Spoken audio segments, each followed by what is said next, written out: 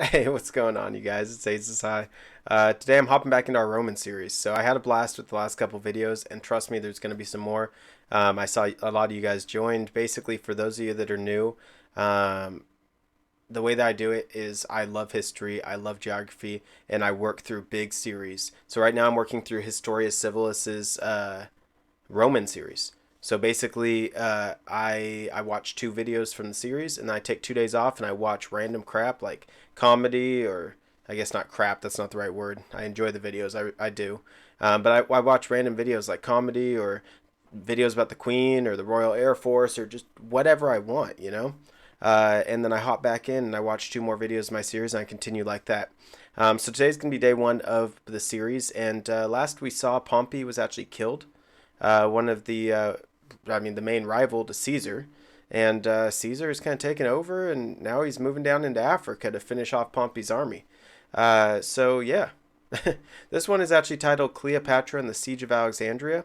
I thought that Cleopatra and Julius Caesar kind of had a thing, but I wasn't 100% sure, so I kind of mentioned it last video, but I didn't really want to get into it because if I'm wrong, it's the internet. Somebody will call me an idiot for sure. That being said, I'm actually kind of excited to get into this, so I'm just going to sit back, shut up, make sure you guys grab a drink, and let's get going, okay?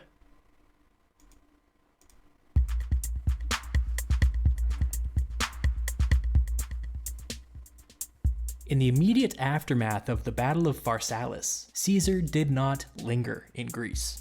Pharsalus, remember, was Julius Caesar's decisive victory over Pompey Magnus, which effectively, although not literally, ended the Roman Civil War. Right. Caesar immediately sent one of his top lieutenants, or lieutenants, Mark Antony, back to Rome to oversee the political situation.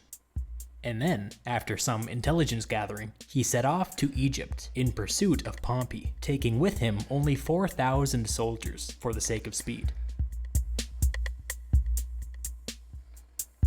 As we know, Pompey was killed the moment he stepped foot in Egypt, but this fact was not yet known to the outside world. Okay. When Yeah. Caesar arrived in Egypt, officials greeted him as an honored guest, and as a token of Egypt's goodwill, presented him with Pompey's severed head. According Jesus. to some ancient sources, Caesar reacted to this by recoiling in horror and refusing to look at it. When the Egyptians handed him Pompey's signet ring, these same sources say that Caesar broke down in tears. I could see that. I mean, it may be his enemy and everything, but he's respected the guy. They were friends. They were allies at one point, a frenemy, I guess would be the term. But I wouldn't want to see the guy beheaded. Historians are not quite sure what to make of this incident. Was Caesar upset, or was he pretending to be upset? Or was this a piece of propaganda intended to win over Pompey's supporters? We don't know. Even the ancient sources disagree. Plutarch calls Caesar's grief genuine, while Cassius Dio describes Caesar, quote, feigning to mourn. Regardless, I think we can say with some confidence that Pompey's head was not what Caesar wanted. What he wanted was Pompey's surrender. Right. By this point, it was clear that Caesar genuinely wanted to reintegrate every Pompeian that was willing to acknowledge his supremacy, knowing that their cooperation was key to a lasting peace. Reintegrating Pompey would have been the ultimate prize, but now, thanks to the Egyptians, that was off the table. Whether or not Caesar was genuinely upset, he used Pompey's murder as an excuse to bring his 4,000 soldiers off the ships and into the city of Alexandria. The Egyptians did not give him permission to do this, but they didn't feel comfortable stopping him either. The Romans paraded through the streets of Egypt's largest city as if they were a conquering army. This, understandably, offended the Alexandrians, and before too long, there were protests, and then rioting, and then several Roman soldiers were killed. For the Romans, it was no longer safe to be out on the streets. Caesar took his tiny army and hid them away in the city's royal quarter, which housed the Egyptian king, his court, and a bunch of government buildings. Caesar had entered Alexandria intending to get Pompey's surrender, But instead, in a matter of days, he had accidentally engulfed the city in a general riot, and, just to make things extra complicated, taken custody of the Egyptian king. What? Isn't what, Alexandria underwater now, or part of it, or something like that? Ancient Alexandria, I guess. Was that just due to the land eroding, land sliding away, global warming, sea rising? I mean, if somebody knows, let me know. Seriously, I'd love to know about that. I might actually watch a video in the future about it. A mess. Before we go any further, we should talk about the Egyptian royal family. The current Egyptian king was a 13-year-old boy named... And before they say any more, I want to guess, just based off what I know, and I'm somewhat sure that the king's sister is Cleopatra, and she helped Caesar to overthrow the king at some point, right? Or go against the king or something like that. I'm not 100% sure, but I thought that was what it was. Ptolemy. Ptolemy had two older sisters, Cleopatra and Arsinoe, and one younger brother also named Ptolemy. Spoiler alert, they're all named Ptolemy, and it's super annoying. The current King Ptolemy's father, also named Ptolemy, had died 3 years earlier, and, to sum up his entire life in one sentence, which is a totally fair thing to do, the only thing that kept him on the throne was support from Rome, specifically a series of massive loans. When the current king's father got sick, he named Rome as the executor of his will, which was basically a way of sucking up to his benefactors. When he died, his son inherited his father's crown and debts. Now that Caesar occupied the royal quarter, he was like, while I'm here, how's that debt repayment coming? Caesar owed pensions to tens of thousands of soldiers, and at this moment he was basically broke. It would be awfully nice if Egypt could magically solve this problem. When Caesar approached the king's counselors, they kinda gave him the runaround, saying that it would take some time, blah blah blah. They would try sending installments to Italy whenever they could.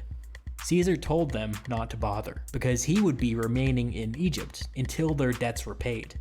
As you can imagine, this was a tense exchange.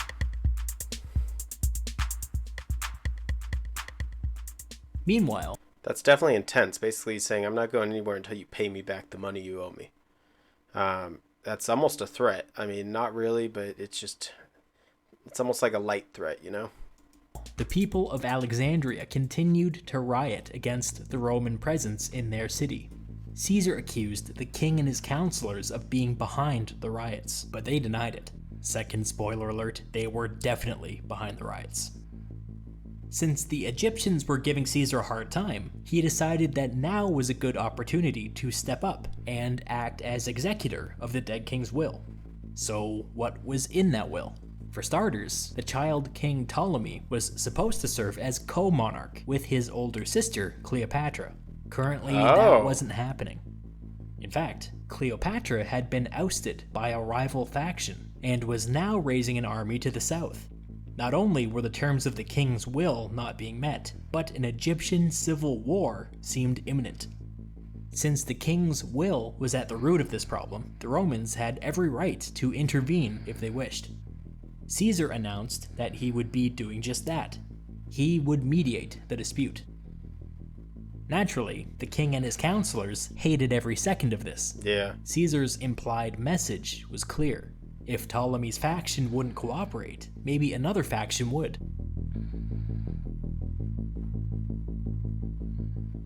Before we go any further, we should probably talk about Ptolemy's older sister Cleopatra, because even if this is all brand new to you, you probably recognize that name. Right. Every credible ancient source describes her as charming and witty and incredibly intelligent. Apparently, she could speak at least 9 languages, including Hebrew and Latin. She was even the first person of her dynasty that could act. What other languages? Do you guys know? Off the top of your head, what languages did you know? What are the 9 languages? At least 9 languages. Actually speak Egyptian, which was an incredibly tough language for an outsider to learn. She was a world-class strategic thinker. She was often the first to diagnose problems, and when she knew what needed to be done, she was absolutely tenacious. The fact that she also happened to be royalty truly made her a force to be reckoned with. Yeah. So Cleopatra was attempting to build an army in the south of Egypt, but this wasn't going very well. Then, out of nowhere, a wild card entered the picture and offered to mediate. This could be turned to her advantage, but she needed a plan. And then, bam, she had a plan. Cleopatra found herself a tiny boat, disguised herself in rags, and set off on an exhausting 8-day journey down the Nile. Her only companion... That feels terrifying. I understand that the Nile is their home and they know what to look out for, but dude, you're riding down the Nile for 8 days? That sounds terrifying. On this expedition was a dude named Apollodorus, who was a big guy from Sicily who presumably spoke Latin without an accent. When Cleopatra and Apollodorus reached the end of the Nile, they waited until dark and then silently rowed their boat into Alexandria's royal harbor. At the docks, Cleopatra stuffed herself into a laundry bag, and Apollodorus hiked the bag over his shoulder and casually walked into the city. Really? With his flawless Latin, probably, Apollodorus was somehow able to talk his way into the royal quarter, and then into the palaces, and then into Caesar's private chambers. Once in Caesar's presence, Apollodorus set down the laundry bag and revealed Cleopatra, still dressed in rags, and still a mess from the 8-day journey down the Nile. Nevertheless, Jesus Christ. That's incredibly smart and risky. Caesar was impressed, as Yeah. I think we all would be, and grew even more impressed as he heard what Cleopatra had to say. We don't know exactly what happened on that first night, but we know that within a matter of time it was clear that Caesar and Cleopatra had begun an affair. Caesar decided to side with Cleopatra in the dispute with her brother, announcing that Cleopatra and Ptolemy were to serve as co-monarchs, just as their father's will instructed. Let's not get too hung up on the fact that Caesar and Cleopatra were sleeping together though. Caesar already knew that Ptolemy's faction was behind the riots. It had been nothing but thinly veiled hostility since the moment he arrived. It made a lot of sense for Rome to throw their support behind Ptolemy's rival, no matter who that was. Obviously, Ptolemy and his counselors were not happy with this new arrangement.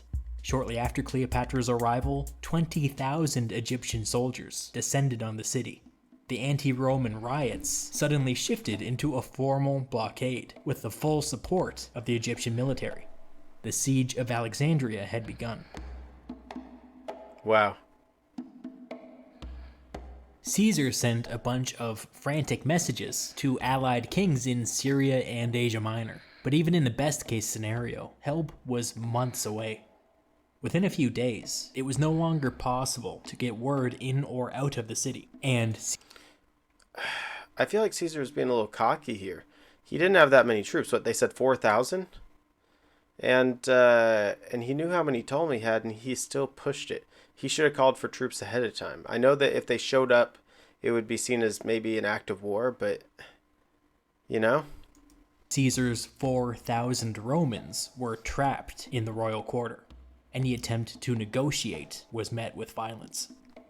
The king and his counselors, who were still under Caesar's care in the royal quarter, claimed that this was all happening against their orders, which was obviously a lie. Caesar made the first move and seized the nearby royal harbor, which was home to both the Egyptian and the Roman fleets. There was some intense fighting down by the docks, but in the end, the Romans were able to set fire to a bunch of ships, successfully crippling the Egyptian fleet. Many historians believe that this fire inadvertently spread into the city, consuming part of the Library of Alexandria, which at this time was one of the world's greatest repositories of ancient knowledge. Yeah. However, it's kind of trendy, for lack of a better word, to exaggerate the impact of this, and the library would continue to operate for centuries, ultimately falling for reasons that had nothing to do with this fire. What reason was it? I'd love to know. I really got to watch a video on Alexandria. Caesar had the Roman army close off the streets and fortify the royal quarter. As the defenses were going up, Arsinoe, the king's other sister, escaped Roman custody and went over to the besieging Egyptian army, who immediately proclaimed her queen. After Arsinoe's escape, fighting began in earnest, and each day yielded only a few meters gained or lost in either direction. Historian Philip Freeman calls this, quote, one of the most vicious campaigns of urban warfare in the ancient world. It kind of reminds me of like trench warfare in World War One, where you fight and you fight and you fight and people die, but you only move a few inches, a few feet. This would go on for months. Caesar had never Okay, so if it's going on for months, he should have called for backup, but he didn't expect it to go on that long. been much of a drinker, but during this time he began staying up every night and drinking himself into a stupor. These were dark times.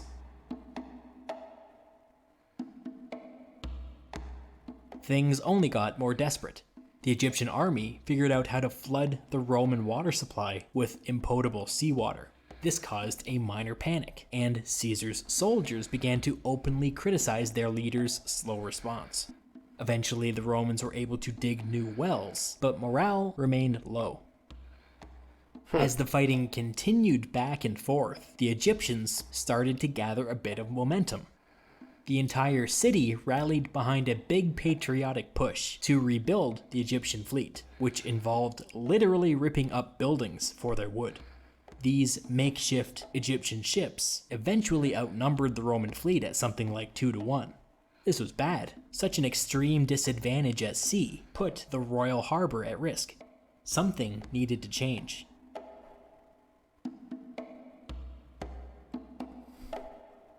Caesar decided to attack the island of Pharos. Pharos was home to one of the 7 wonders of the ancient world, the Lighthouse of Alexandria. But more importantly, Pharos controlled access to the royal harbor. If the Romans controlled Pharos, it would buy them some time. Caesar loaded a third of his army onto a bunch of small boats and led an assault on the island. The Egyptians on Pharos were relentless in their defense of the island, and as the day wore on, Egyptian reinforcements poured across the bridge.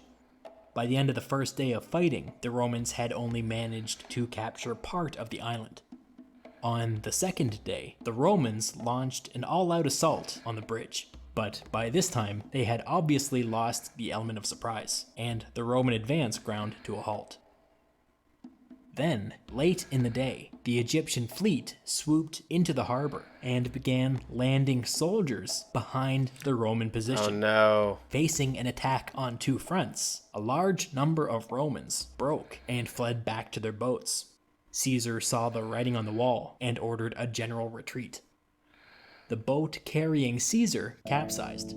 Thinking quickly, Caesar slipped out of his armor and proceeded to swim across the harbor all by himself, holding a bunch of maps and papers above his head to keep them dry. Oh my god. This was one of the low points in Caesar's career. Less than half of those who attacked the island made it back alive. The total size of Caesar's tiny army fell by like 20%. It was a devastating defeat. The siege of Alexandria slid into its 5th month with no end in sight. Jesus Christ, man. When an envoy from the besieging Egyptians approached the Romans asking for the release of their king, Caesar was all ears. The faction currently leading the Egyptian army had shown consistent opposition to the idea of a negotiated settlement. Behind the scenes, some whispered that it might be a different story if Ptolemy were in charge. Caesar agreed to release the child king and his counselors, on the condition that they come back to him with a peace plan. But Caesar was had. As soon as Ptolemy and his counselors were free, they ordered an all-out attack on the royal quarter. So much for that idea.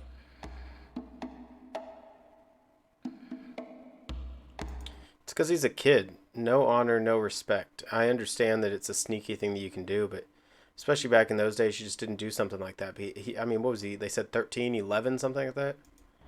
About a month later, a foreign ship was able to slip past the Egyptian fleet and into the royal harbor. It carried a letter addressed to Caesar from King Mithridates of Pergamum, to whom Caesar had appealed for help at the beginning of the siege. The letter said that Mithridates had just entered Egypt with 18,000 soldiers. This was fantastic news. That's Caesar awesome. used this opportunity to load the majority of his army, which was only like a couple thousand soldiers, onto his ships and sail away, leaving behind only a small garrison to hold the royal quarter. The Roman ships evaded the Egyptian fleet and sailed east around the Egyptian position to join up with Mithridates' army, at which point Caesar assumed command. Huh. In late March, 6 months after Caesar's initial landing in Egypt, a Roman-led army and an Egyptian army faced each other at what historians call the Battle of the Nile. The Egyptians encamped on a hill just west of a tiny little branch of the Nile, with one side protected by the river, another by some rocky terrain, and a third by a marsh. That is a fantastic spot to camp at. The Egyptians decided to make their stand here. But naturally, before anything else could happen, the Roman-led army would have to cross the river. The Egyptians anticipated this and sent cavalry and light infantry to make this crossing as difficult as possible. But Caesar had anticipated their anticipation, and as the Roman-led army approached the river, he sent some cavalry upstream to secretly cross ahead of the main And hit him army. in the back. Then, when the rest of the army reached the tiny river, they lay a bunch of tree trunks flat across its banks, forming makeshift bridges.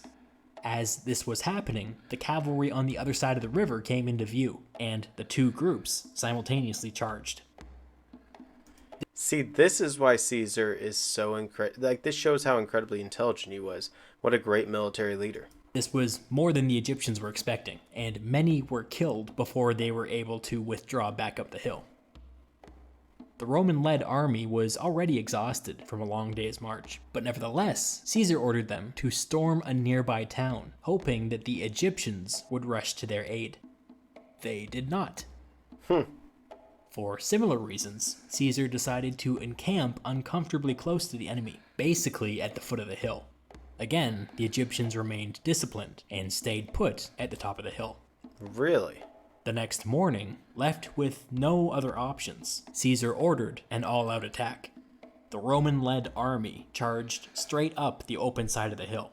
Caesar then split off a small group, instructing them to circle around and squeeze themselves between the river and the hill, where they might be able to open up a second line of attack from the other direction. This didn't go very well. The Egyptians focused their arrow fire on this tiny, isolated group, and even brought up river vessels to fire at them from the other direction. This group of soldiers would spend the rest of the battle huddled together on the side of the hill trying not to get shot, and would suffer massive casualties. Meanwhile, the main group were continuing the uphill attack, but were making virtually no progress. But Caesar noticed that in their zeal, the Egyptians had moved a little too far down the hill, revealing a little gap in their line. Run around and take the hill. Roman cohorts to circle around and see if they could exploit that gap. They got through. The cohorts stormed the top of the hill, and then turned and charged straight into the rear of the Egyptian line. This was enough to set off a widespread panic. The signal was given to retreat back to the Egyptian riverboats. It was not an orderly retreat. In the confusion, the ship carrying King Ptolemy capsized, and the child king drowned in the Nile. Jeez. You're telling me as a king you can't swim? I mean, maybe it was a really swift part. Rivers can be dangerous. I get all that, but that's not how I thought he'd go out. Caesar didn't waste any time admiring his victory. He immediately left for Alexandria with a small group of cavalry, bringing with him news of the Egyptian defeat and of the death of the king. The Alexandrian garrison surrendered at once, which at last brought the siege of Alexandria to an end. Okay. The historian Stacy Schiff wrote in her biography of Cleopatra, quote, "The best that can be said of the Alexandrian War is that Caesar acquitted himself brilliantly in a situation in which he stupidly found himself." True. Plutarch, an ancient writer that I would generally categorize as pro-Caesar, wrote, quote, As for the war in Egypt, some say that it was not necessary, later I describing agree. it as, quote, inglorious and full of peril. Like many other people, I think he was just extending himself too far. As soon as he found out that, I mean, yeah, I don't know. As soon as he found out that the reason that he was there, for Pompey was no longer a thing, Pompey's dead, turn around and leave. It's not your problem at that point. It's not your spot to take. I just feel like you're overextending, and so many people make that mistake. There's a pretty broad historical consensus that this entire campaign was a disaster, and frankly, it's astonishing that it wasn't the end of Caesar's career. But now that Cleopatra was fully empowered in Egypt, a peace deal was possible. Cleopatra agreed to repay Egypt's debts in full, and to host a permanent Roman garrison. She also agreed to serve as co-monarch with her last living brother, also named Ptolemy, and to let the Romans take her sister Arsinoe back to Rome in chains. In exchange, Jesus. Caesar agreed to return the province of Cyprus to Egypt. After the Battle of the Nile and the subsequent peace settlement, Caesar lingered in Egypt for 3 months. What was he doing? Not a whole lot. Caesar and Cleopatra, that's what he was doing. Cleopatra used this time to travel up the Nile with the Roman army. On paper, this was a demonstration to the people of Egypt that their new queen had Rome's full support. But if we're being honest, it was probably just an excuse to take a pleasure cruise. By the time everybody returned to Alexandria, Cleopatra was extremely pregnant. She would later give birth to a boy, naming it, wait for it, Ptolemy. Back in Rome, people would half-jokingly refer to the child as Caesarion, which means Little Caesar. It's not exactly a subtle nickname, but it's the name that historians still use. By this time, news from the wider world was beginning to trickle into Egypt. Most of it was not good. What do you mean? First, an allied king in Asia had turned against Rome and was slaughtering every Roman citizen found in his territory. Second, the remnants of the Pompeian faction were gathering strength at an alarming rate down in North Africa. Third, Mark Antony was making a big ol' mess of Roman politics back home, and things were approaching a boiling point. Clearly, Caesar still lacked a reliable second-in-command. Yeah. Every time He's he an idiot. removed himself from the equation, things began to crumble. Lingering in Egypt had probably been a mistake. Wow. All right, you guys. That's the next one for the Roman series, Cleopatra and the Siege of Alexandria. It looks like the next one that we're going to watch tomorrow is going to be titled Zella, Rusfina, and Thapsus. How do you even say that? Thapsus? But yeah, I'm assuming Caesar returns home, and actually he probably doesn't return home. If people are dying from that king in Asia, he probably heads straight that way. That's probably what I'd do out of those 3 problems right there. Unless the problems with Pompey's former army are a bigger problem. He's definitely going to do one of those 2 before he returns to Rome, though. Anyway, if you guys are new to the channel, hit that like button. Leave me a comment with what you want to watch. Give me a sub. I really do appreciate it. Till next time, I love y'all. This is Asai, and I'm out.